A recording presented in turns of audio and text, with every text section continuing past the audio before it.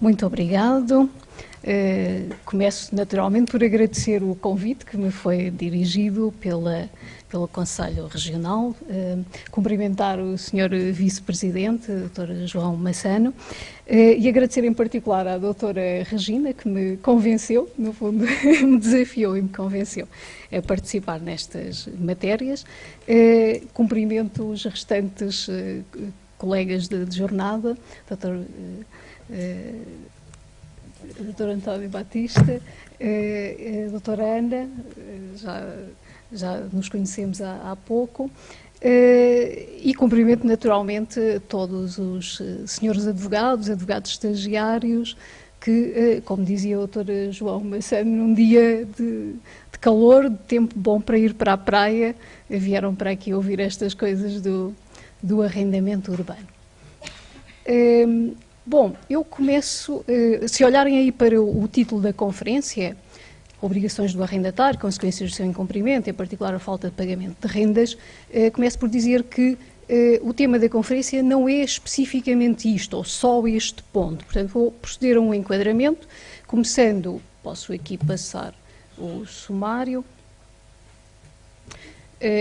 começando de uma forma breve, por referir a constituição do contrato de arrendamento e depois, de forma mais detalhada, os direitos e deveres do arrendatário e depois as consequências do incumprimento. E neste quadro geral vou introduzindo as alterações, porque chegar aqui e falar apenas das alterações, umas que já estão mais concretizadas, outras que ainda não sabemos bem como é que virão a ser concretizadas, não é a melhor metodologia. As pessoas ficam com uma ideia um pouco vaga onde é que se enquadram estas futuras alterações.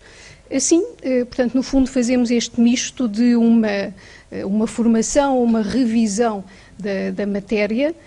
Naturalmente que há pessoas aqui que têm níveis de conhecimentos completamente diferentes em matérias de arrendamento urbano. Provavelmente os advogados estagiários têm um conhecimento um pouco menos específico, menos desenvolvido e haverá certamente outras pessoas que trabalham muito com arrendamento e, portanto, têm outro nível de preparação. Portanto, procurarei utilizar uma linguagem acessível a toda a gente, sem entrar em grande detalhe em todas as matérias, de modo a que possamos fazer uma revisão geral da matéria e depois vermos em cada ponto o que é que vai ser diferente.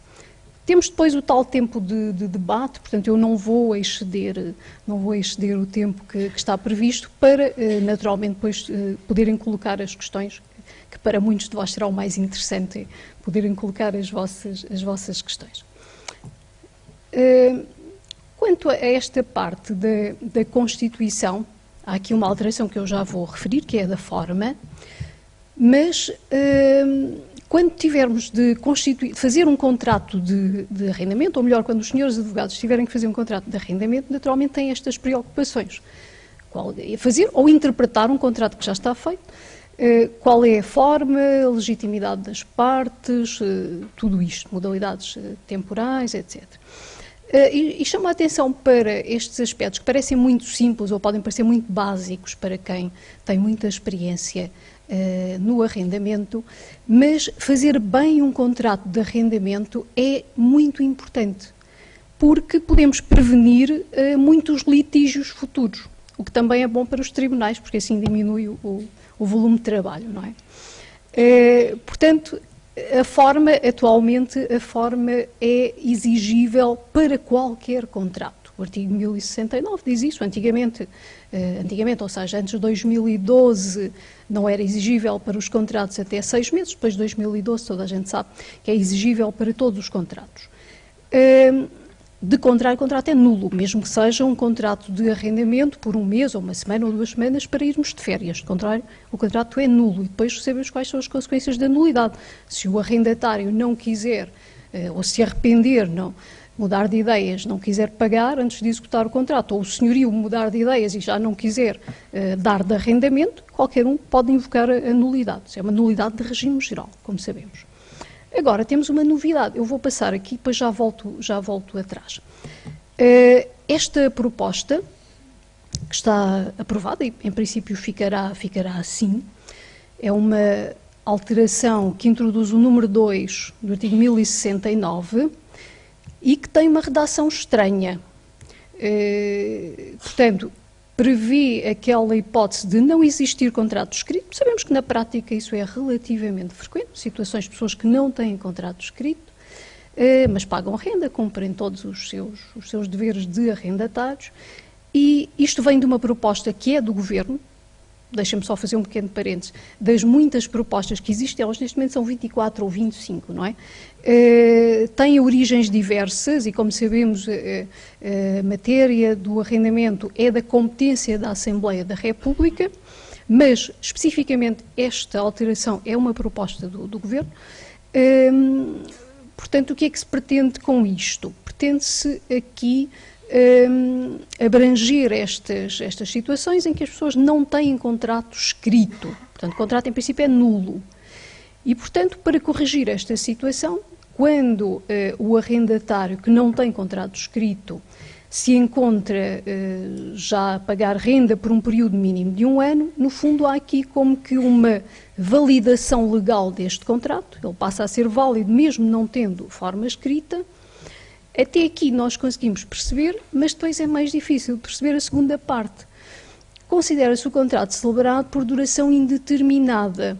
Portanto, no fundo, qual é a dificuldade interpretativa que isto nos suscita logo? É estarmos a misturar duas coisas, a validade formal do contrato com a sua duração temporal. Se as partes convencionaram um contrato a prazo, de 2 anos, por exemplo, ao fim de 1 ano, como não há contrato escrito, ele converte-se automaticamente em contrato de duração indeterminada. Não quero ser muito contundente nas críticas, mas não sei se isto serve o interesse do senhorio e do arrendatário. Não sei sequer se isto é bom para o interesse do arrendatário. É importante para o interesse do arrendatário que, se ele tem um contrato de arrendamento, esse contrato esteja formalizado.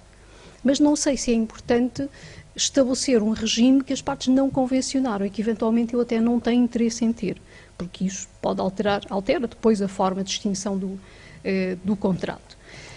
Enfim, vamos ver se fica assim, parece que em princípio ficará assim. Isto também tem uma desvantagem para o senhorio, é que se este arrendatário deixar de pagar rendas e o senhorio quiser extinguir o contrato, já vou falar daqui a bocadinho como é que se faz essa extinção. Se depois o arrendatário não sair no final de todo este processo de extinção, o senhorio não pode recorrer ao BNA, porque não tem título, a não ser que o artigo 15 da Lei 6 de 2006 seja alterado.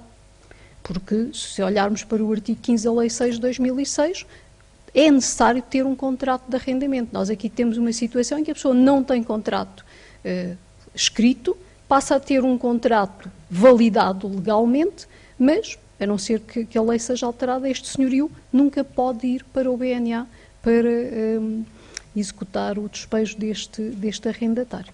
Portanto, esta é uma alteração, uma primeira novidade que vos trago e que começa logo por levantar dificuldades interpretativas, aliás, como as outras que vou referir. Vamos agora um bocadinho atrás, se eu conseguir passar isto para trás. Não. Pronto, já está. Portanto, quanto à forma, era isto que tinha para vos dizer. Quanto à legitimidade, não há aqui nada de novo, mas apenas para vos chamar a atenção quando fizerem contratos de arrendamento, e isto não é tão raro como se possa pensar, quando fizerem contratos de arrendamento, ter atenção se o senhorio é casado ou não em regime de comunhão de adquiridos. Porque a legitimidade para dar de arrendamento, mesmo quando a casa é só do senhorio, está condicionada pelo consentimento do cônjuge. O artigo 1682A diz isso. E há muitos casos na prática em que as pessoas pensam, e sobretudo quando não vão ao advogado e usam aquelas minutas, chapa número 1 ou número 2, como nós sabemos que acontece, as pessoas são casadas em comunhão de adquiridos, mas como o imóvel era só de um dos cônjuges, que já era antes de se terem casado, sim, mas porque é que eu preciso do consentimento do meu marido ou da minha mulher para dar de arrendamento? A casa é só minha. E o contrato é anulável, como se sabe, não é? O artigo 1687 diz isso. Quando o cônjuge souber que o contrato foi celebrado, desde que ainda não tenham passado 3 anos, tem 6 meses para invocar a invalidade do contrato. Portanto, se forem advogados do arrendatário, também é importante ter este cuidado. Se o senhorio não estiver acompanhado de advogado, pelo menos certificarem-se qual é o regime em que ele é casado e se o imóvel... aliás, depois mesmo que sejam casados em separação de bens, o imóvel pode ter o estatuto de casa de morada da família, também é importante ver isso. Podem dizer, mas isso é uma hipótese puramente teórica, como é que uma pessoa está a dar de arrendamento a casa de morada da família? Certamente mora lá gente, pode não acontecer. Imaginem que a família vai trabalhar durante 1 ano ou 2 para o estrangeiro, já não está lá ninguém a viver, a casa não perde o estatuto de casa de morada da família. Mesmo sendo casados em separação de bens, é necessário o consentimento. Portanto, ter em atenção essas questões da legitimidade, quer quando são advogados de senhorio ou de arrendatário, atenção a esta situação da legitimidade do senhorio, sobretudo casado em comunhão de adquiridos. Depois, quando... o artigo 1024, toda a gente sabe que dar de arrendamento é um acto de administração ordinária, exceto quando o prazo inicial for superior a 6 anos. Agora, todos ouvimos falar, muito recentemente, de que parece que há mais uma proposta de alteração para que os contratos tenham duração inicial de 10 anos, por causa dos benefícios fiscais, de até de 20 anos, já ouvimos falar nisso. Portanto, essas serão situações em que o contrato já tem que ser registado. Se o contrato tiver duração superior a 6 anos, já não pode ser uma pessoa que tenha poderes de administração apenas, e o contrato precisará necessariamente ser registado. Se isso avançar, essas propostas, para efeitos de direito fiscal ou de benefícios fiscais, se a duração inicial de contrato for superior a 6 anos, deixa de ser um acto de administração ordinária e, portanto, nem todas as pessoas podem dar de arrendamento. Quanto à licença de utilização, só para chamar a atenção do artigo 5º do Decreto-Lei 160 de 2006, sabemos isso, é necessário a licença de utilização para aquela finalidade de habitação ou fim não habitacional, com exceção dos espaços não habitáveis. Portanto, se for aqueles locais para a fixação de publicidade, para armazenagem, etc. Esses arrendamentos, como diz o número 9 do artigo 5º, não precisam de licença para este efeito de validade ou não do contrato de arrendamento. Quanto à modalidade temporal, atualmente sabemos que, quando celebramos um contrato de arrendamento, definimos, ou o contrato é com prazo certo, ou o contrato é de duração indeterminada. E se não dissermos nada, o que é que acontece? Há uma alteração recente da Lei 43 de 2017, nos arrendamentos para habitação, veio dizer que o prazo supletivo é de 5 anos. Portanto, se dissermos apenas o senhor A dá de arrendamento ao senhor B e o contrato começa no dia 1 de outubro de 2018 sem se dizer qual é a modalidade temporal, temos esta norma supletiva. O legislador diz por nós que aquele contrato é com prazo certo por 5 anos. O que já acontecia nos arrendamentos para fins não habitacionais. Portanto, no fundo, agora temos aqui uma regra idêntica. Parece que isto não vai continuar assim, porque entre as propostas faladas existe uma que tem como objetivo repor o prazo mínimo. No fundo, aquela solução que existia na Lei 6 de 2006. Estabelecer um prazo mínimo para os contratos de duração, para os contratos a prazo, terem um prazo mínimo obrigatório e depois introduzir as exceções que já existiam na Lei 6 de 2006. Arrendamentos para estudantes, arrendamentos para férias, etc. No fundo, parece que existe a intenção de reintroduzir essa solução. Portanto, o que significa que o artigo 1094 pode, em breve, ser alterado outra vez. E, portanto, termos atenção quando celebrarmos um contrato, vermos o que é que está em vigor em matéria de prazo, se temos um prazo mínimo nessa altura, se não temos. Às vezes até temos, mas depois o legislador troca-nos as voltas, não é? E de repente tínhamos um contrato com um prazo, ele deixa de ter prazo ou passa a ter um prazo superior. Essas coisas estão sempre a acontecer.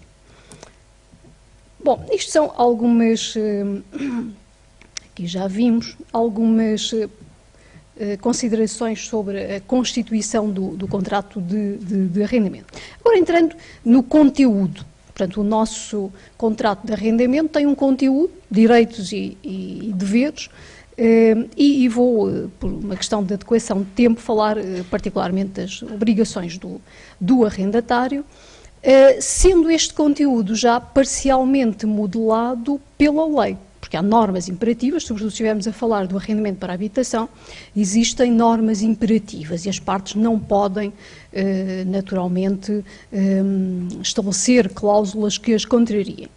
No arrendamento para fins não habitacionais, a liberdade das partes para estabelecerem o conteúdo do contrato é muito mais ampla. Se olharem para o artigo 1110, número 1, diz que, mesmo em matéria de duração, de modo de extinção, de antecedência para extinguir o contrato, as partes podem convencionar tudo isso. Portanto, há um âmbito de liberdade contratual que as partes não têm no arrendamento para habitação. Vamos então ver mais em detalhe, aqui para a frente, onde é que encontramos o conteúdo legal. Começamos pelas normas. Se estivermos a falar de um contrato de arrendamento para habitação ou para fim não habitacional, encontramos naturalmente no artigo 1038, toda a gente sabe isso, que são as normas gerais da locação. Depois, essas normas gerais da locação, as obrigações que aí estão definidas, sofrem especificidades quando entramos nas normas especiais do arrendamento para habitação. Como, por exemplo, no artigo 1071 e seguintes, temos aí estas particularidades das obrigações dos arrendatários, onde, por exemplo, o arrendatário tem estas obrigações, estão sujeitos às limitações impostas aos proprietários das coisas imóveis, nas relações de vizinhança, etc. Portanto, isto remete-nos para o artigo 1346, o que é que ele não pode fazer? Não pode fazer o mesmo que um comproprietário não poderia fazer. A produção de ruídos, fumos, cheiros, etc. Atividades que incomodem as outras pessoas, pensando sobretudo em edifícios de habitação coletiva. Portanto, isto é o conteúdo legal, daquilo que resulta da lei. Mais algumas particularidades em matéria de renda, que eu já vou falar. Para além disto, temos o conteúdo convencional, a tal liberdade, a liberdade para convencionar outros comportamentos. E nesta matéria existem particulares preocupações e nós vemos com alguma frequência contratos de arrendamento hoje em dia que têm cláusulas muito discutíveis. Algumas das mais frequentes são estas. E esta é uma das mais frequentes. Será que o senhorio pode impor esta cláusula? O arrendatário não pode ter animais de companhia ou animais de estimação. Sabemos que existe um projeto do PAN que proíbe esta discriminação. Portanto, é o projeto 296 que estabelece este princípio. Eu posso já aqui mostrá-lo, depois já voltamos atrás. Esta proposta, este projeto estabelece esta regra, o princípio da não discriminação.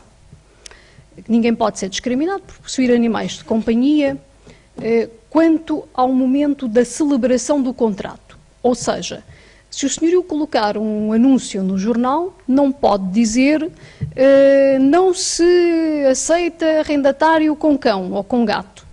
Ou no momento em que está a negociar o contrato, perguntar, o senhor tem cão ou tem gato? Porque eu não dou de arrendamento a quem tem cão ou gato. Isso deixa de ser possível. Portanto, para as pessoas não serem discriminadas em função desta circunstância de terem ou não terem os seus animais de estimação. Depois, desde que a detenção dos mesmos cumpra os requisitos legais. Isto é uma norma muito vaga. O que é cumprir os requisitos legais? Definições de requisitos legais quanto à detenção de animais encontram-se numa portaria já antiga, 1427 de 2001, que diz que as pessoas não podem ter mais de 3 cães ou 4 gatos. Na totalidade não podem ter mais de 4 animais. Isto porquê? Isto é uma portaria conjunta do Ministério da Agricultura, da Economia e tal, por causa das doenças transmissíveis, por questões essencialmente de saúde pública, mas que também pode ser adaptado aqui. Todavia, nós não sabemos o que é que são animais de companhia. A lei não diz o que é que são animais de companhia. Esta portaria não diz o que são animais de companhia, está especificamente a falar de cães e gatos. E depois, se nós formos aqui ver a Convenção Europeia para a Proteção dos Animais de Companhia, que Portugal subscreveu, temos as diferentes categorias de animais, mas a definição de animal de companhia é redundante. Porque diz animal de companhia, qualquer animal possuído ou destinado a ser possuído pelo homem, designadamente em sua casa, para seu entretenimento e enquanto companhia. Isto é uma definição puramente redundante, porque nós não sabemos, daqui não entretenimento ou companhia. Nós não sabemos o que é um animal de companhia. Todos nós, sociologicamente, temos a ideia típica do cão e do gato, não é? Mas há pessoas que têm répteis de grande dimensão. E sabem que, aliás, é um comércio até muito lucrativo, pelo que se diz, não é? Um comércio underground. Então, e se o arrendatário tiver uma cobra? Isto é animal de companhia? É animal de estimação? Pode ter ou não? E será que uma cláusula que exclui completamente a possibilidade de ter, vamos imaginar, 3 cães?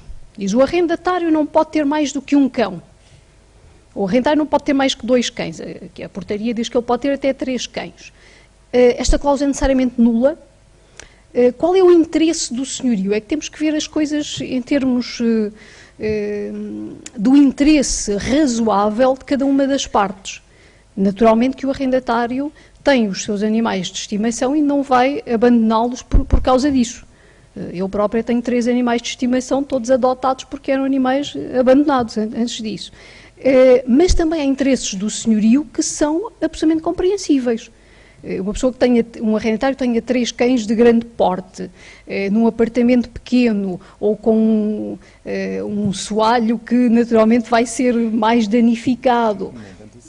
E as portas. E as portas. E se for um apartamento mobilado, com uma mobília que até foi cara, tem que existir aí algumas particularidades de eventualmente estabelecer uma caução específica para esse tipo de situações. Se o senhorio quiser, o senhorio até pode entender que tem uns sofás que não consegue facilmente encontrar uns iguais e não quer correr o risco de ter animais que possam estragar os sofás.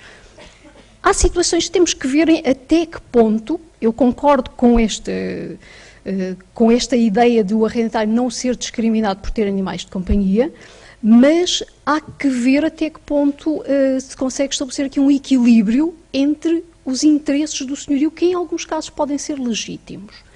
Depende dos animais, depende do porte do animal, depende do comportamento do animal, depende de uma série de circunstâncias. E, portanto, não se pode estabelecer uma proibição absoluta em toda e qualquer situação.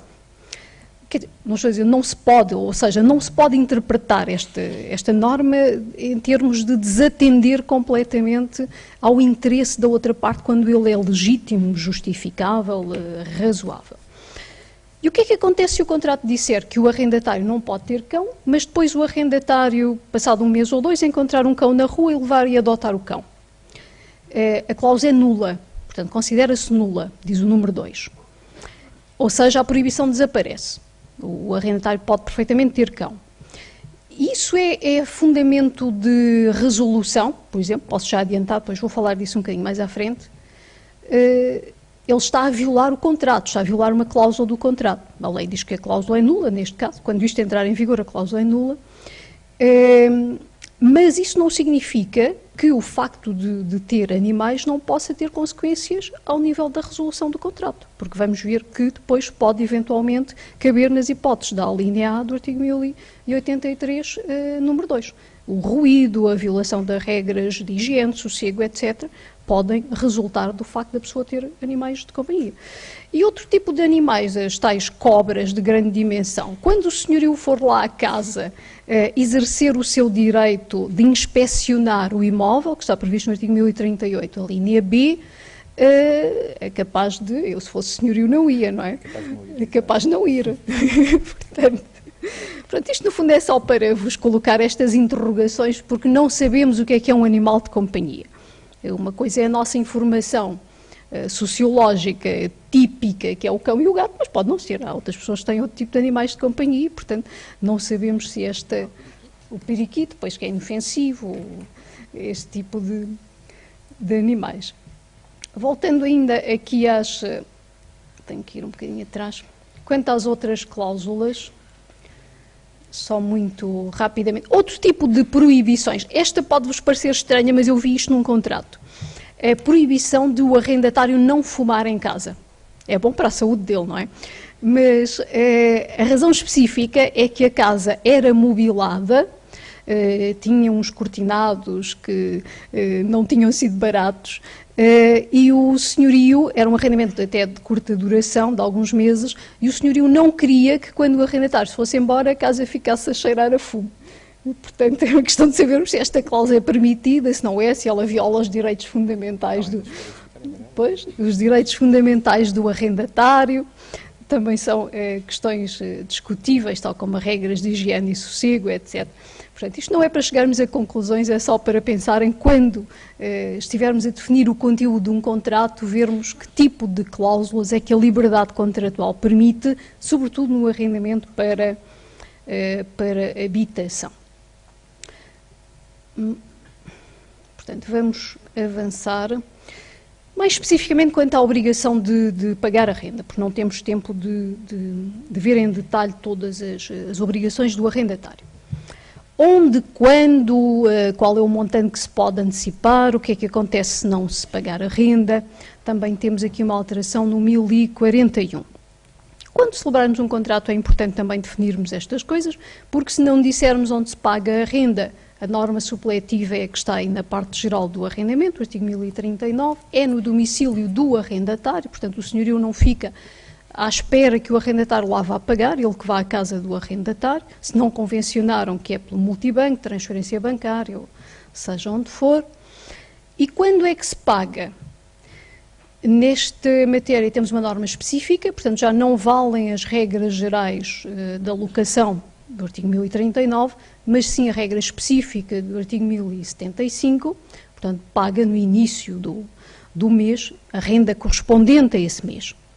Mas todos sabemos que na prática o arrendatário, quando celebra um contrato de arrendamento, não paga só um mês de renda. Quantos meses pode pagar ou quantos meses é que o senhorio lhe pode exigir? A lei estabelece um limite máximo de 3 meses. Sabemos que na prática parece que não é assim. Não é? Todos nós temos essa informação sociológica que parece que não é assim. Mas pode não haver mal nenhum nisso, é uma questão de qualificarmos a que título é que o arrendatário está a pagar as rendas. Isso é importante esclarecer no contrato de arrendamento. Imaginem que o contrato é celebrado no dia 1 de janeiro, o que é que o arrendatário paga? Paga a renda de janeiro e paga mais 3 meses, até 3 meses de antecipação, que a lei permite, o artigo 1076 permite. Portanto, ele paga fevereiro, março e abril, 4 meses de renda. Em fevereiro ele vai pagar o quê? Vai pagar a renda do 5º mês. E há pessoas que já me têm perguntado isto. Quando celebrei o contrato, paguei 4 meses de renda. Então e se eu não puder pagar nos meses seguintes, estou em falta?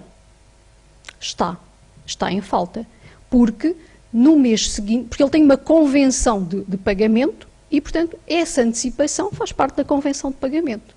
E tem que pagar nos meses seguintes, apesar de estar a pagar o mês de maio ou de junho, mas tem que pagar os meses seguintes, porque isso é a convenção de pagamento. Coisa diferente é a caução. E reparem que o artigo 1076 permite também uma caução. A caução pode ser um montante de rendas, pode ser outra forma, pode ser um depósito bancário, um fiador, etc. Forma de garantir o pagamento. O arrendatário pode entregar um determinado montante que corresponde à caução. essa caução, sim, serve para fazer face ao incumprimento contratual, que pode ser o incumprimento do pagamento das rendas ou o incumprimento, quando o contrato terminar, ou ter que indemnizar alguma coisa que danificou em casa, por exemplo. Quanto à caução, a lei não estabelece limite. E por isso nós, por vezes, ouvimos dizer atualmente os senhorios já pedem 1 ano de renda. Pode não estar errado, depende da qualificação que isso tem. Se for a título de antecipação de renda, a norma é imperativa. Não é possível dizer tem que me pagar já a renda toda. Não, tem que pagar 3 meses de renda, a norma é imperativa. Mas a lei não impede que exija mais 6 ou 7 meses a título de caução. Se o arrendatário quiser pagar, a lei aqui não estabelece limites. E essa caução, sim, pode ser usada para situações de incumprimento, que a pessoa deixa de pagar, o senhorio tem lá a caução, 1 mês ou 2 ou 3, aí ele não está em incumprimento.